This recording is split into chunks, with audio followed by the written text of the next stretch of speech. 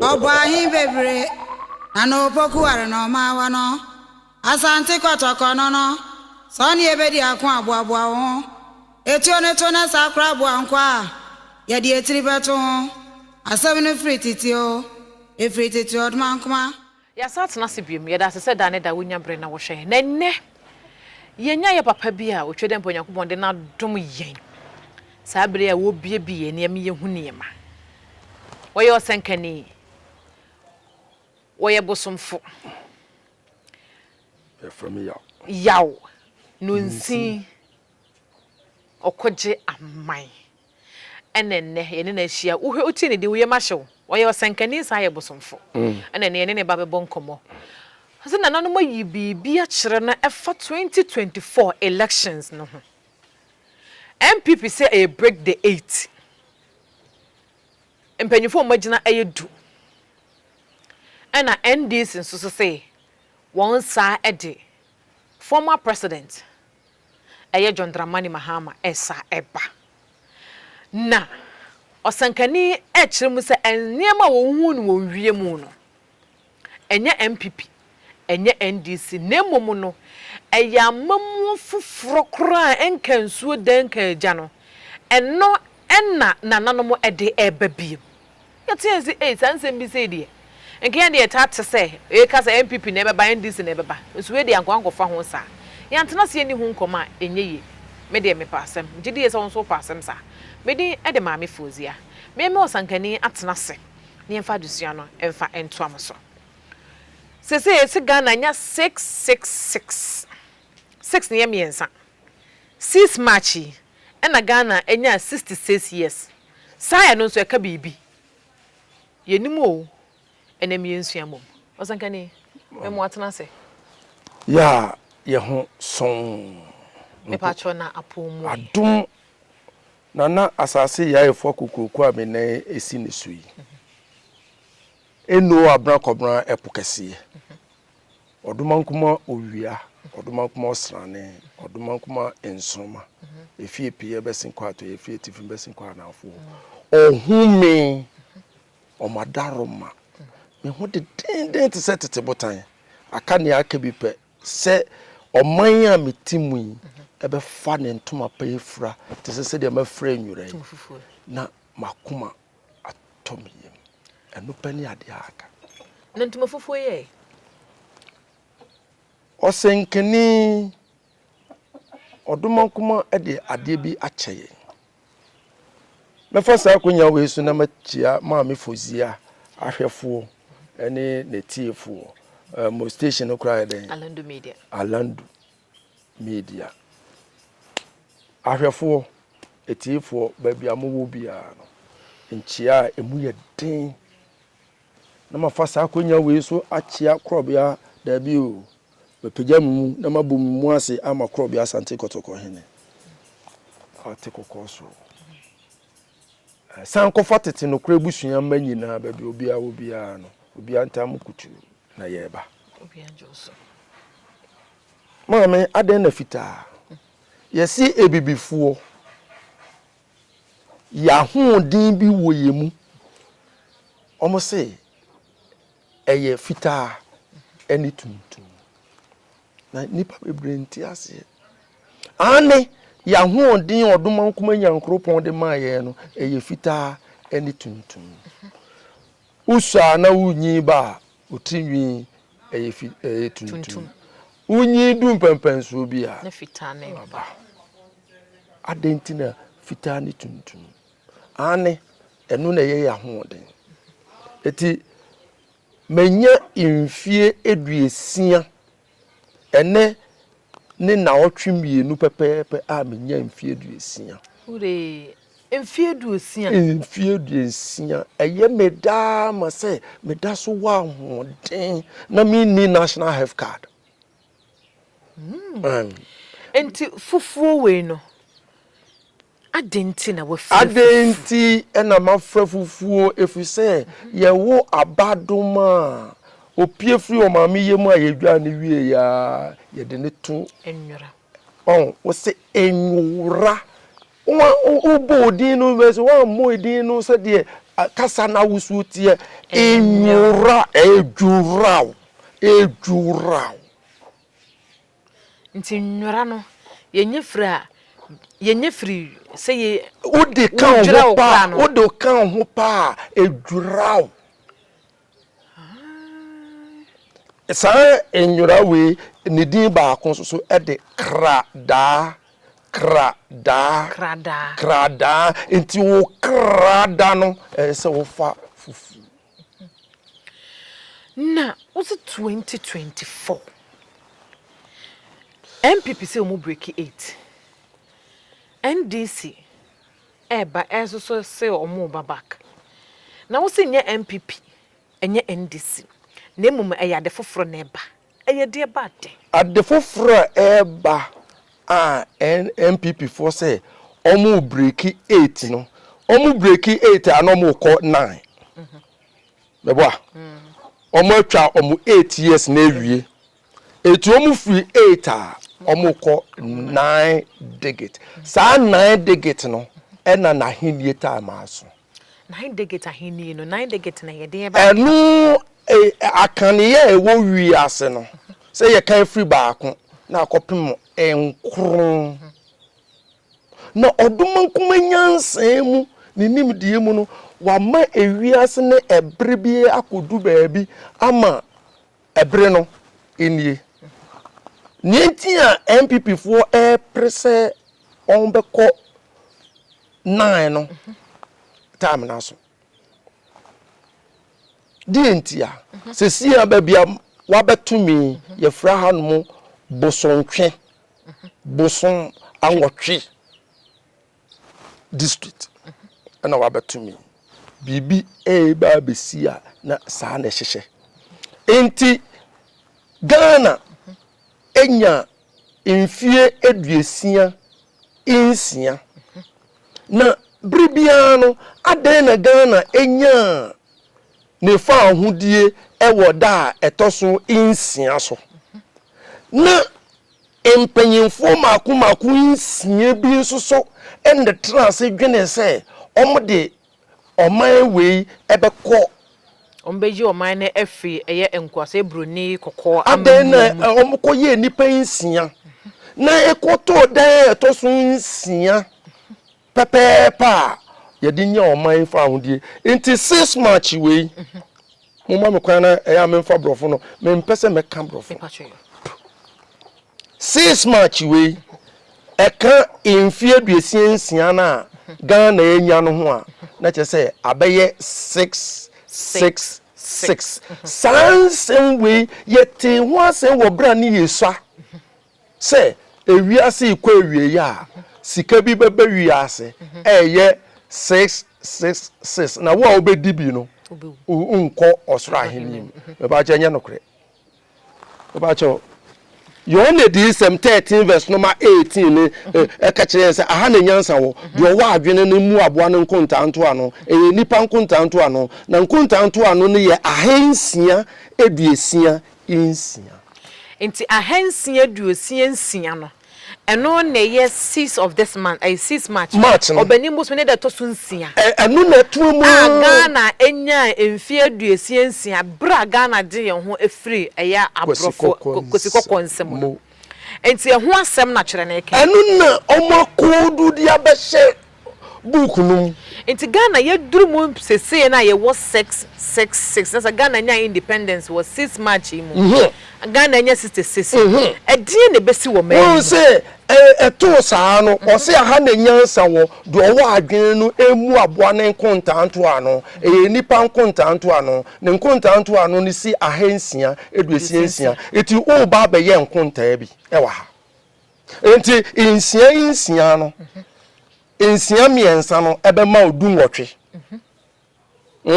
na baako ene nwotwe no na abe ma o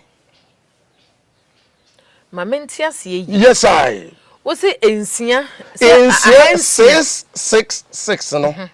o de o se buaboa ne kontanto ano na ye nipa kontanto ano enti Ghana eto 6 no na Ghana nya 66 no abeye 6 na ahodo miensa since ahodo miensa no na wo beka abom na abema wo dunwotwe no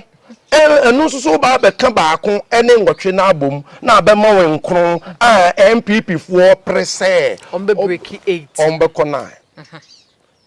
enyomo a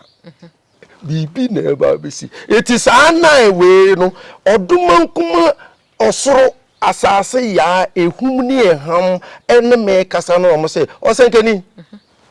ebre naso se Ghana ebenya ne fa ahudie sonku na wo ye osomafo kese pa amanfo oka na enso so eyewo ene yeyiwu eti na MPP for person break no enye keke na mu eye enhyehyeye enti ewiase na yewo no omo se yewo 9 planet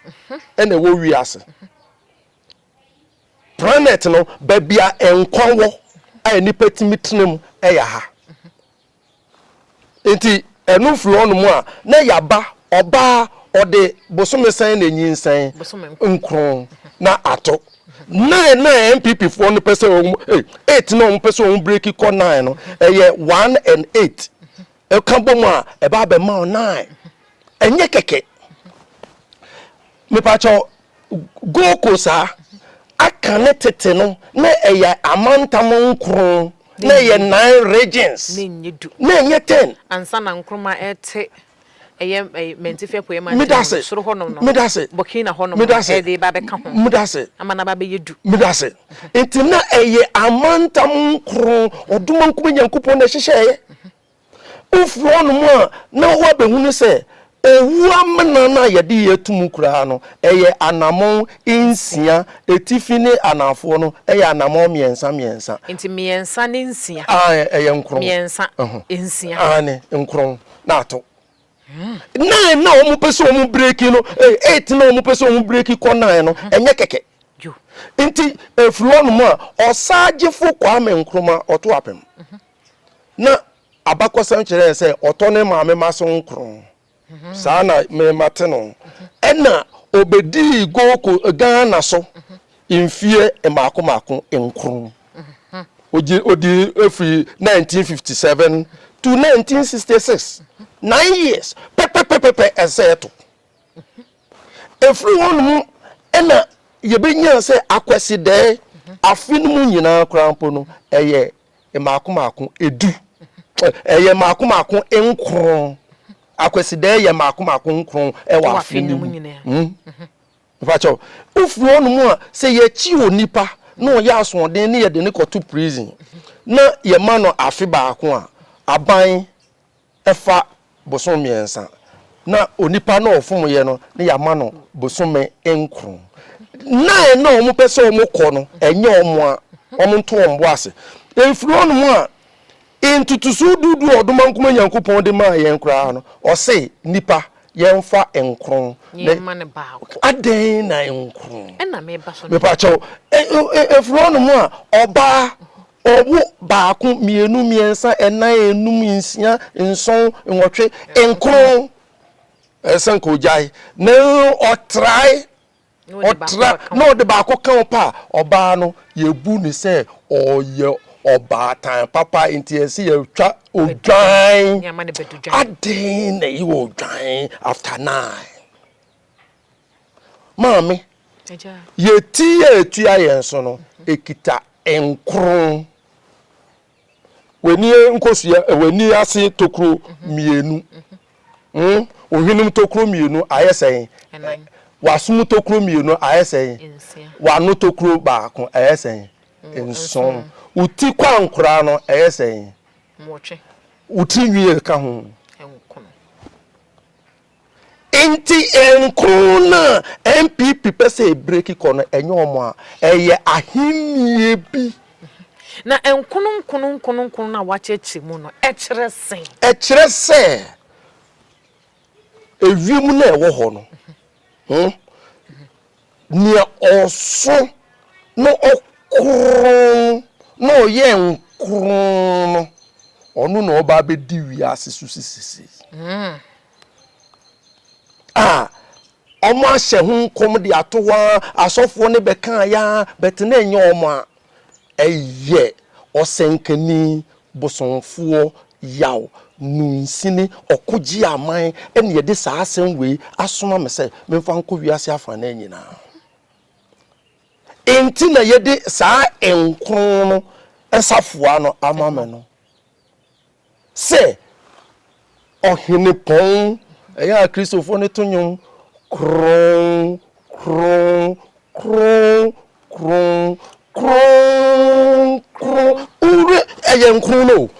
kron enkron enkron enkron kron enzo mo se nyankopon ne kron inti onu ne nkron no onu oba bedi wiase nyina so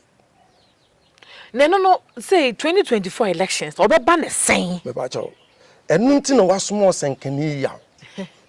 na menua okonfo ye weje ka me ho ne ma me firi mu eti ama ne dwumedi esese odi na ode boa no eso eba afom na odumankoma abeyi osenkani asutire se dabi una wo ye osenkani no okonfo unua okonfo ye weje oye okonfo na wo na wo ye osenkani no na wo san ye bosonfo na wo san ye yaw yeni yaw yeni kwesi bema yeni kwajo bema yeni kwabra bema yeni kwaku bema yewo yaw berema yaw opre okon yaw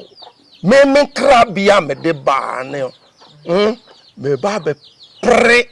e de amame man eti wo bisa me se yaw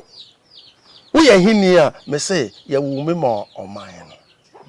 efise odumankoma nyankopon onye kasa bia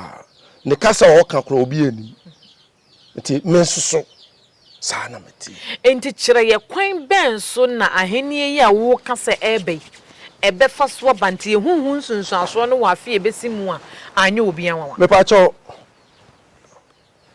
ato me pe onsem bisa no na ase ye beto aba aba odumankuma pese yeto ene se ane anada bi eto o ma yetu ho anamon yakọ regional police headquarters yakọ regional 4BM military 4BM ye furu hono ena odumankuma soma ye nkran ene ye ko be makam ekobo omo so amane se de ahunhum asoma ye se ye mekani o se da bi o nananom mo asem we de mu yedu mo fa nkogu krata so na mo fa krata no enkoma IGP eti ye de krata akoma IGP me pa cho mame se menya copy bi wa ha ya ebi ni we ya okay ebi ni ye free IGP ho eno say ye mfa letter no enkoma national CID eni ye de letter no ekoma national CID ena national CID ema ye na wotwe ye koye no na mo say nananom mo asem no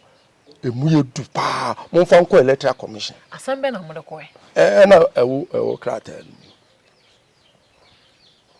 se de be ye tiefo be hu ni yie ni asem no ye kuruchire gu ha na asem na nkasa ne tini ne nan nyina etese me pa cho kan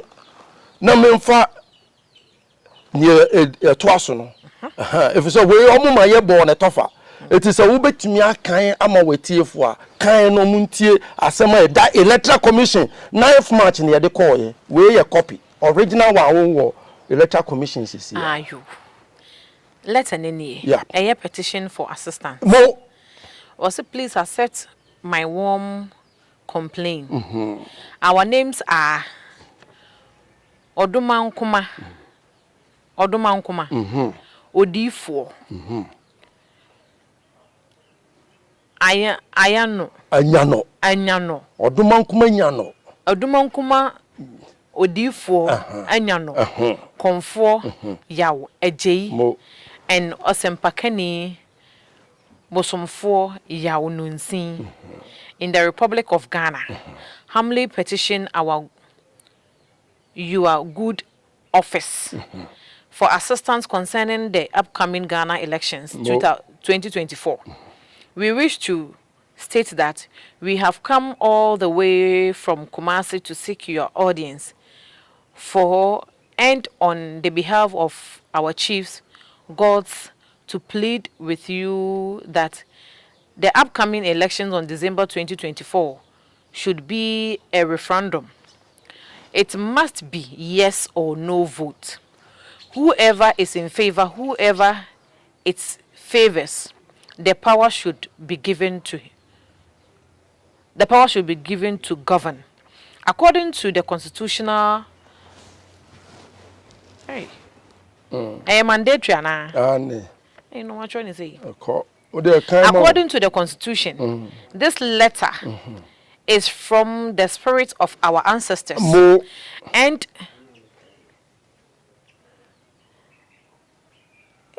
the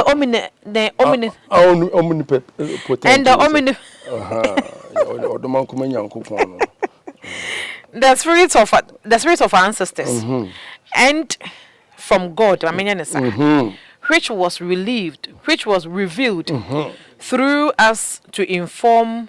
your good office. Let me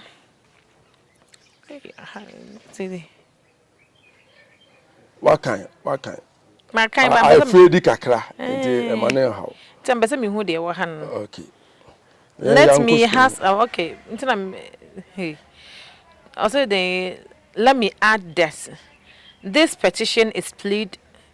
from the chiefs and gods, so kindly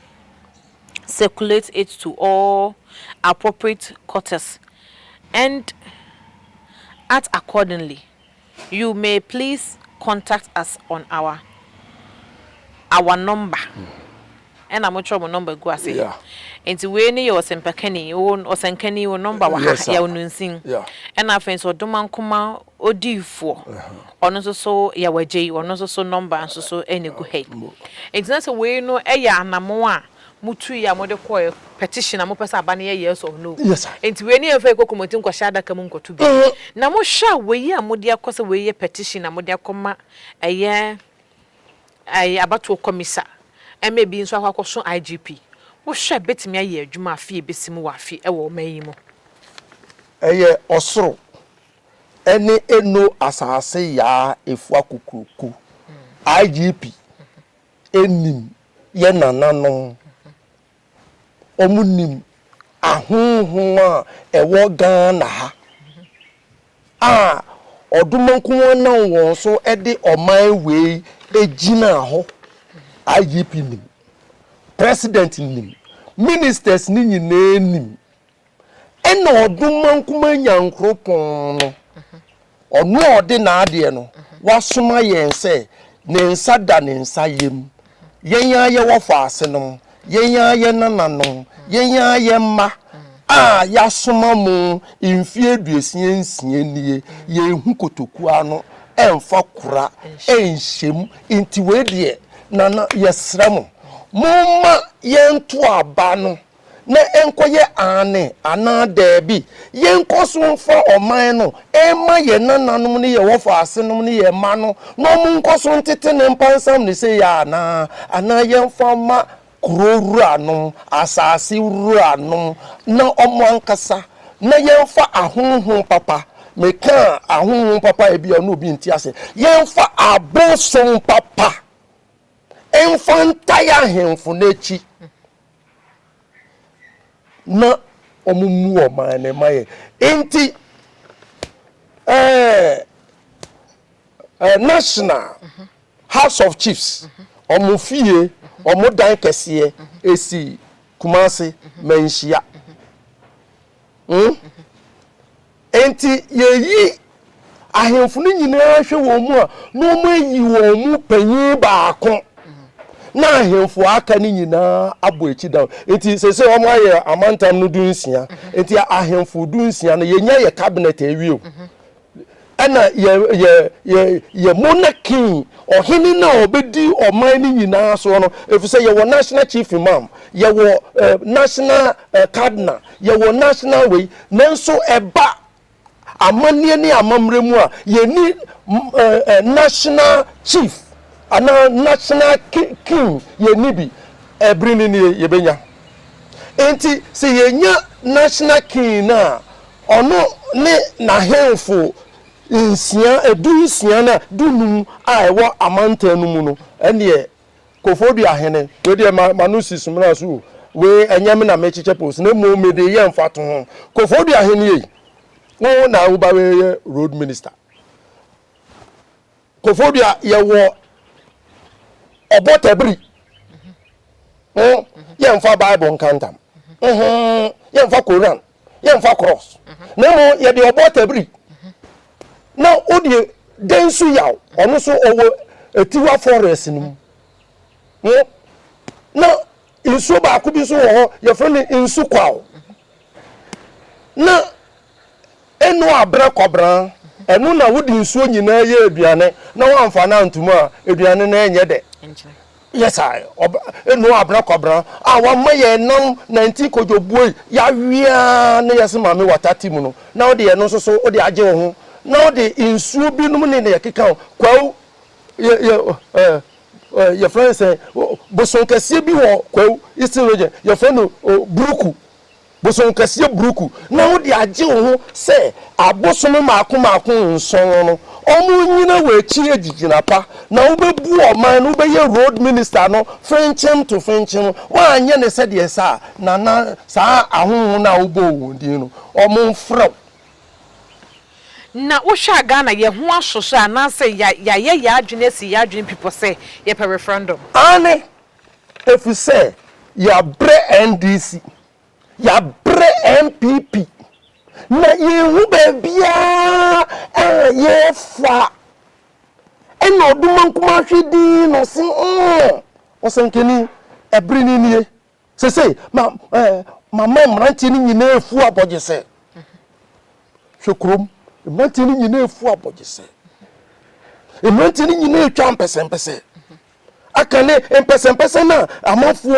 pamo no se mranti ni nyina etwa mpese emano mpono mu jai peme ene jerry ene brazil hair no se emano edi wo tinwi no etwa natural locks mame yowe 228 omo ka kire se ena edi ekire no onyankopon behwie ne honhom agu ama emrantie na emabawa enini ebrenini it is say o semrantie ni nyina nso se de na ye nananom tie omu nyi wo aboje se omu nyi wo tinwi no mu ye mpese no mu ye den no sa honhom no ena esan ebabiu asem american mame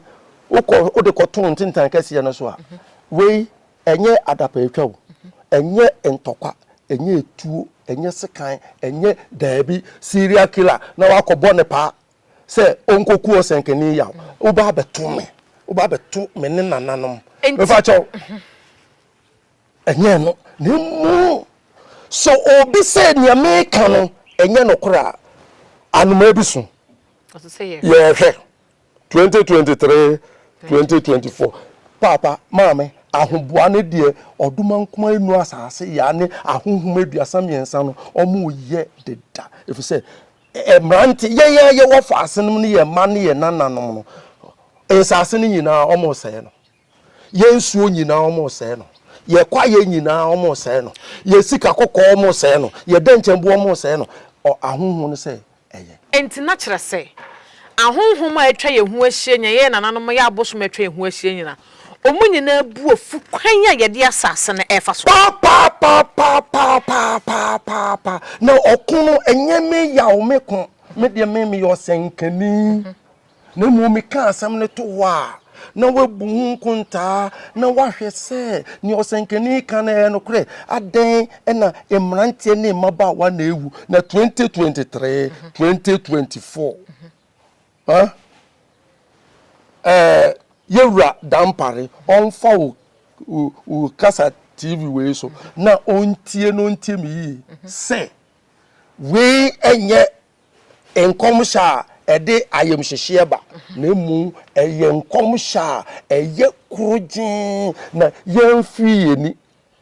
na yɛnhwɛ ne yɛba abɛsi 2023 aka 4 months na emrante ne mmabaawa na wo mu frede no eye die ntira na 2024 no so ebetwa ana ase beye kese asensa ebeye kese ebeye emrante ne mmabaawa ewu 22 tete no abrante ewu openfo ewu akwala ewu opanyin ewu obi bewu a anya akokora na ya abrewa if you say na amane ene amamre egu akwan mu enti se no next year na anasa afi ebesimu na o se mode akwakwa ama referendum mom na ebe ye adwuma afi yenkogina polls enkwankoto anse yenkwankwo shada kam nkoto aba no se sa ensia ede ne na asem no ahunhu no ebefiri ase we kura no ye wie ehun de rubo na o se 2024 no omunya emie pono kura sa amanfo nye campaign ene ye nye hu tumi no edaso kita president eti onye mfiri akonwa no so ne yakopre akonwa no eti 2024 no mu no yensusu ye be pie wa abonten no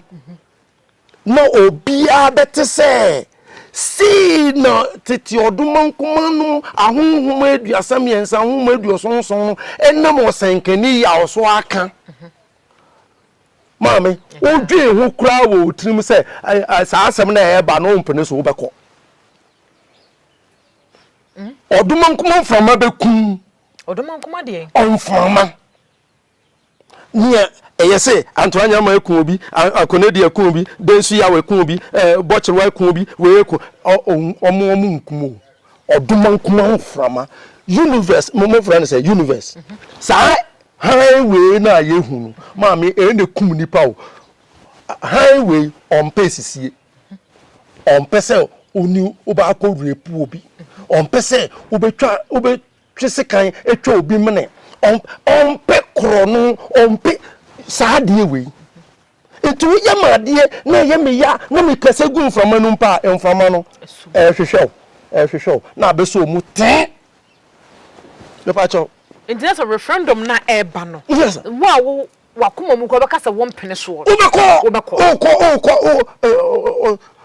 Ubeko. Na se eba so na sa amanfo so gitumu a. Wan ne be yo mampanyini no. Na abosom no mantamu bia abosom ne bedi. Abosom e wo mantamu bia ne be ye de be kantama na se ayede bade. Me pa cho. Mika 4 verse number 5 or say amanamaye no obia nanti ne nyamedin mu amanama no obia nanti wo ne nyamedin ye mai we no ahonhoma eje kofobi aginaye no enye no na eje asanteman aginaye asanteman edie no maba abasua ade wa asanteman mu afe bosom nwotwe ni asanteman abosom ma asanteman aginaye paa no baako ye frɛ no odomankuma adanse bona baako ye frɛ no odomankuma menyam baako ye frɛ no odomankuma nyano ena baako ye frɛ no odomankuma brensemase ahunhun makuma enan we ena mo bu asanteman ma yewura ye konfu benfo anoche ebe gina sa niema no so ede bua ma asanteman gina ansa na ensu ahodo no so be omu nyina ye boba akudie ya bom nyina sa ensu odomankuma adanse bona no oye ensuo odomankuma menyam oye ensuo odomankuma brensemase oye ensuo na unipa desani uda insuo mu abosome nkron ansa na oba umpo insuo na danewu ema wuye nipa urefi insuo uzi insuo nyanyame unya san ho na ukosa insuo no mpe wafu bedwa wenunti ene yasmo sankani yaw eti deruo we adum metimi baabi na mabo me punu mu na matwa me wofia se osenkeni yate se ensan bi ikoso na ye ba bebisa no eye nhire ni bia enti mo ahwefo omuntie no muntie ni yie okun no enye meko mo bia ne me meko na mu odumankuma owia odumankuma osrane a wonya ne bosome nkru wo maame yemu no na odumankuma ensoma oye bia no omumpe esisie ne ekoso wo man mu no eye esisie na atoaso amfie eduesia nsie nie mfie eduesia nsie nie sa oman ni sika kokko bo ye densin wiase amanyina de na gudie esumbu na nananum ne ma egosu edihia emamrante ne mabawa etu kwan asase ya tenase no odwene ohu a onte ase nti wasore we kuma betumunya hu se ye ono na okum no nipa bebre adwen ko so se ye odomankuma mframa na ompe esisie ompe na ada nti amanyofo eni kwasi broni amamuo no adada yen ache eyo nsuo toye ena yenhu a yantia ade chen ya efomafo no yehu se kwasi broni amamu a de ba yemamu no ameboa yen nti odumankuma nyankopon a omka kire yen se na hinie ahinie papa no wo yenhu no oyo hene nti ose omu churo bre yen no omu beka kire yen se Yesu Kristo ba ye no obeka se mu nsakra ma adwen na osoro ahinie na ayeden aben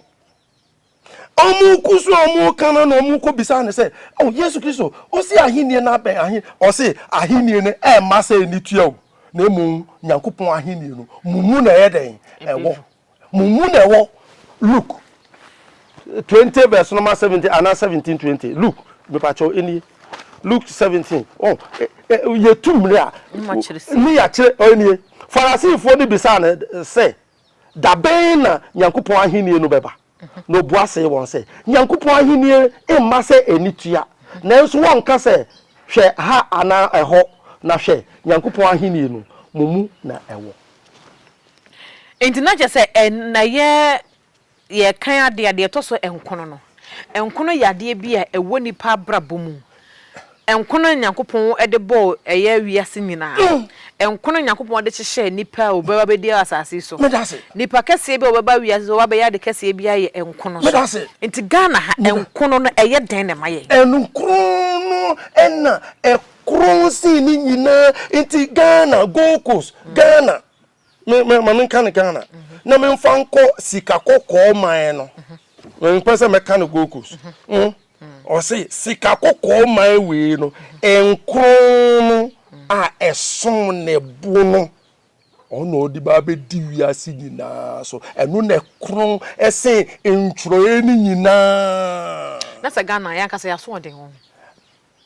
enya asoden bibi na firi soro ebete bayire ahomam ama bayire no amo akese anka aha oman we yepe omo bu ade omo esuru ade omo di ade ni omo di omumantemu ni a na nka ye oman we na nso kwasi broni be ka kire ye nse asase we kura no odomankuma be se no na ye be kosoro ena kwasi broni no obeka kire ye nsa ade nwuma bi bre ye no onu die ni kuromu oye ho fe omo mbeka kire ye nse odomankuma kura so obese wiase no kura no omo kura afa no omo si aso dan a efe afa no omo sofuo epe V8 adem na wiase ba be say afena osofuo eye project si dan ama ne ma ne yere ne ma afena sofuo bi school afena sofuo akoji nananu mu asase edi brother tuo eni na da kwan akoji nananom asase so onu no oba be bie school kapre susu ngita no asase kuro ni bi omo nti bibi ene free soro ebete ba yira homam na nka ga ye man we sika kokko man we ye bu ade feri ade papa na kakane obi ade tofo nkro obi mfa enti na chese 2024 ne die eya ade a oman ebeda adane awie odi hwe krum hwe ne ekoso oman num hey sese ensori nyina sese ye bi abona aka won asofo nyina aka won sese ensori nyina ho da ho sese obi ehu se asori kura no hwinim because sofo ho kire na yemfa correction bo nsi ho na yanyigi sika emfa ma sofo na asori ba ho kire ne dia ene yemfa empaibo yemo empaima no na odoma nkoma beboa no ayesisi anko man egudie no eye oman ni nyina dia oman man nyina dia enipa kakre bi na edi gold sika no enti na chese yama nananom ai oman yi so nyankopon ani oman yi so no eno na akofa ehawa sesei sika no nipa dodo sika akakodi aye botoketu abi mu ampa pepe se omo ka kire se first Samuel ho no first Samuel 8 oh mama yesu ade kakra na ye the way ye comparison na aye de o se na ewrade ka kire Samuel se tie de oman no erese wo ne de wo ka kire wo nyina efi se enye wo na wapo wo na me na wapo me se mama ni wo nso eti bra ye po se oduma nkuma nyankopon ma oni wiaso so hini biom pe no jai ni bibia mu ma ye se yo yanka nhyen kogu du ma ye ma esuntu ye wokwan mu da afa ni ye hu se esumaduru ye nti se ye san ye chi na ye san kofa amanie ene amambre ene atrumuade edeba emu ne ehu enti na ye de yenkomo ba na wie ye no next year na sa fe besimu mo so mo be kono campaign as mo be bontoa aka mo nsama kira amanfo te se de MPP ni NDC fo ne be ya na anasa mako ka amanyokuo foforo bi ho me pacho meti hoi ya soma me amantam du insianum de da ye kokko du inkran ene ya san ba kumase eniema bi ene ye gusu aye twen a be boa ye ama yetimi asan tu ya na iti ye be ko 16 regions ni nyina kwesi broni se referendum akan kasa se ye freedom